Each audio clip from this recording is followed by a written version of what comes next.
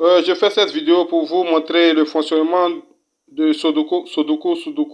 Bon, mon cher, c'est un nom, voilà, c'est un nom comme ça. Voilà, chacun va lire. Sudoku, mais je sais pas quoi. Seulement voici ça. Très bien. Le fonctionnement. Voici comment il est présenté. Nous avons trois grandes lignes. 1, 2 et 3. Nous avons trois grandes lignes. Trois grandes colonnes. Voilà, trois grandes lignes et trois grandes colonnes. Mais au niveau de chaque grande ligne, nous avons trois petites lignes. Vous voyez cette ligne, 1, 2 et 3. Donc, nous avons trois petites lignes à l'intérieur des grandes lignes et trois petites colonnes aussi. 1, 2, 3. Ce qui fait au total, si vous comptez bien, vous aurez donc 9 lignes, 9 colonnes. 9 lignes, 9 colonnes, c'est un carré. 9 lignes, 9 colonnes. Ici, 1, 2, 3, 9 lignes, colonne 1, 2, 3, 4, 9. 9, 9. Très bien. Quel est le principe du jeu Sudoku? On prend d'abord une ligne. Ce sont les nombres qui sont là, de 1 à 9.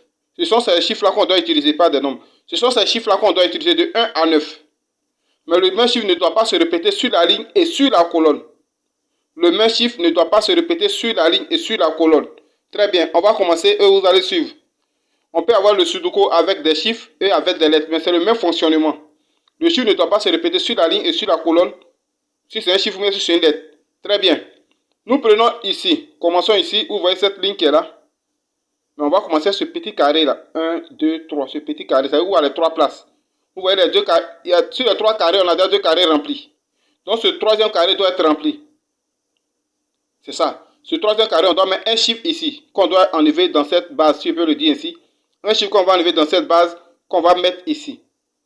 Mais attention, le chiffre que je vais choisir ici, il ne doit pas être sur toute cette ligne-là. Il doit être du début de 9 jusqu'à 8. Le chiffre que je vais choisir ici, il ne doit pas être sur toute cette ligne-là. Il ne doit pas être sur toute cette colonne jusqu'en bas ici.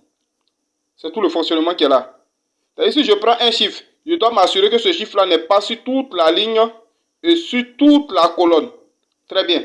Si je décide par exemple de prendre 5, si je mets 5 ici, ça marche. Parce qu'il n'y a pas 5 sur toute la ligne, mais je vois qu'il y a 5 sur la colonne qui est ici. Donc je ne peux plus prendre 5. Si je veux prendre 4, c'est faux, il y a déjà 4 sur la ligne. Si je veux prendre 6, il y a 6 sur la ligne. Si je veux prendre 8, il y a déjà 8. Si je veux prendre 7, il y a 7 sur la colonne qui est ici.